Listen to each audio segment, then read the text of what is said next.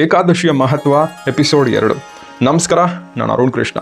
ಏಕಾದಶಿ ಮಾಡೋದರಿಂದ ಏನು ಪ್ರಯೋಜನ ಅಂತ ನೋಡೋದಾದರೆ, ಮೊದಲನೆಯದಾಗಿ ನಮ್ಮ ಮನಸ್ಸು ಶುದ್ಧಿ ಆಗುತ್ತೆ. ನೋಡಿ, ದೇಹ ಶುದ್ಧಿಗೆ ಸ್ನಾನವನ್ನು ಮಾಡ್ತೀವಿ. ಮನಸ್ಸು ಶುದ್ಧಿ ಆಗಬೇಕು ಅಂತ ಹೇಳಿದ್ರೆ ಸಾತ್ವಿಕ ಚಿಂತನೆ ಉಂಟಾಗಬೇಕು. ಅದು ಬರಬೇಕು ಅಂದರೆ ಉಪವಾಸವನ್ನು ಮಾಡಿದಾಗ, ಭಗವಂತನ ಹತ್ರ ಧ್ಯಾನ ಮಾಡಿದಾಗ ನಮಗೆ ಸಾತ್ವಿಕ ಚಿಂತನೆ ಬರುತ್ತೆ. ನೋಡಿ, ಊಟ ಅನ್ನೋದು ರಾಜಸ, ನಿದ್ರೆ ಅನ್ನೋದು ತಾಮಸ. ಇದಕ್ಕಿಂತ ಮೇಲಿರುವಂಥದ್ದು ಸಾತ್ವಿಕತೆ. ಆ ಸಾತ್ವಿಕತೆಯನ್ನು ಬೆಳೆಸ್ಕೊಂಡಾಗ ನಮ್ಮ ಮನಸ್ಸು ಶುದ್ಧಿಯಾಗಿ ಭಗವಂತನತ್ತ ಅದು ಕರ್ಕೊಂಡು ಹೋಗುತ್ತೆ. ಎರಡನೆಯದಾಗಿ ಏನು ಪ್ರಯೋಜನ ಅಂತ ಹೇಳಿದ್ರೆ, ಇಂದ್ರಿಯ ನಿಗ್ರಹ ಬರುತ್ತೆ.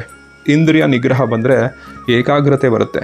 ಏಕಾಗ್ರತೆ ಬಂದರೆ ಜೀವನದಲ್ಲಿ ಏನೇ ಗುರಿಯನ್ನು ಇಟ್ಕೊಂಡ್ರೂ ಕೂಡ ಖಂಡಿತ ಅದನ್ನು ಸಾಧಿಸೇ ತೀರ್ತಾನೆ ಅಂತ ಹೇಳ್ಬೋದು. ಮೂರನೇದಾಗಿ, ದೇಹಕ್ಕೆ ಉಪವಾಸ ಮಾಡಿ ನಾವು ವಿಶ್ರಾಂತಿಯನ್ನು ಕೊಟ್ಟಾಗ, ನೋಡಿ, ಸಿಕ್ಪಕ್ಕಿದೆಲ್ಲ ತಿಂದಿರ್ತೀವಿ, ವಿಶ್ರಾಂತಿಯೇ ಕೊಟ್ಟರಲ್ಲ ದೇಹಕ್ಕೆ, ಅದು 24/7 ಆ್ಯಕ್ಟಿವಲ್ಲೇ ಇರುತ್ತೆ. ಹಾಗಾಗಿ ಯಾವಾಗ ವಿಶ್ರಾಂತಿ ಕೊಡ್ತೀವಿ ದೇಹಕ್ಕೆ, ಆವಾಗ ದೇಹದ ಮೇಲೆ ಉಂಟಾದಂತಹ ಯಾವುದಾದ್ರೂ ವಿಷಕಾರಿ ಅಂಶಗಳು ದೇಹದಲ್ಲಿದ್ದರೆ ಅದು ಸರಿ ಹೋಗುತ್ತೆ. ಫಾರ್ ಎಕ್ಸಾಂಪಲ್, ಒಂದು ಮೂಳೆ ಮುರಿದೋಗಿದ್ದರೆ ಅದಕ್ಕೆ ರೆಸ್ಟ್ ಕೊಟ್ಟಾಗ ಹೇಗೆ ಕೂಡ್ಕೊಳ್ತೋ ಹಾಗೆ ನಾವು ದೇಹಕ್ಕೆ ವಿಶ್ರಾಂತಿ, ಉಪವಾಸ ಮಾಡಿ ನಾವು ವಿಶ್ರಾಂತಿಯನ್ನು ಕೊಟ್ಟಾಗ ನಮಗೆ ಏನೇ ಕಾಯಿಲೆ ಇದ್ದರೂ ಸರಿ ಹೋಗುವಂತಹ ಎಲ್ಲ ಸಾಧ್ಯತೆ ಕೂಡ ಇರುತ್ತೆ.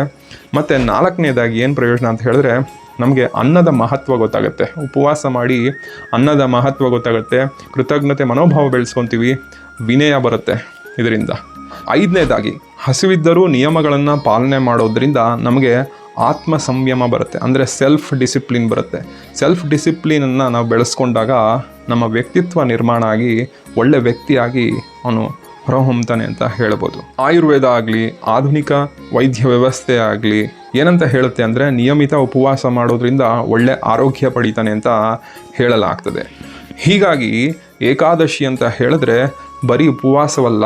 ಏಕಾದಶಿ ಅಂತ ಹೇಳಿದ್ರೆ ಮನಸ್ಸು ಶುದ್ಧಿ, ಆರೋಗ್ಯ, ದೇಹ ಶುದ್ಧಿ ಮತ್ತು ಆತ್ಮ ವಿಕಾಸನಗೊಳ್ಳುತ್ತೆ ಅಂತ ತಿಳಿಸ್ಕೊಂಡು ಹೋಗುತ್ತೆ ನಮ್ಮ ಪುರಾಣಗಳು, ಶಾಸ್ತ್ರಗಳು. ಇದೇ 25ನೇ ತಾರೀಕು ನಿರ್ಜಲ ಏಕಾದಶಿ ಬರ್ತಾ ಇದೆ, ಗುರುವಾರದಂದು. ಅಂದು ಏಕಾದಶಿಯನ್ನು ಆಚರಣೆ ಮಾಡಿ ಖಂಡಿತ ನಿಮಗೆ ಒಳ್ಳೆಯ ಆರೋಗ್ಯ, ಮನಸ್ಸು ಶುದ್ಧಿ, ಐಶ್ವರ್ಯ ಮತ್ತು ಭಗವಂತನ ಕೃಪೆಗೆ ನೀವು ಪಾತ್ರರಾಗ್ಬೋದು ಅಂತ ಹೇಳ್ತಾ ಎಲ್ರಿಗೂ ಒಳ್ಳೆಯದಾಗಲಿ. ಮುಂದಿನ ಸಂಚಿಕೆಯಲ್ಲಿ ಮತ್ತಷ್ಟು ಏಕಾದಶಿ ಬಗ್ಗೆ ತಿಳಿಸ್ಕೊಡ್ತೀನಿ ಅಂತ ಹೇಳ್ತಾ ಎಲ್ರಿಗೂ ಒಳ್ಳೆಯದಾಗಲಿ.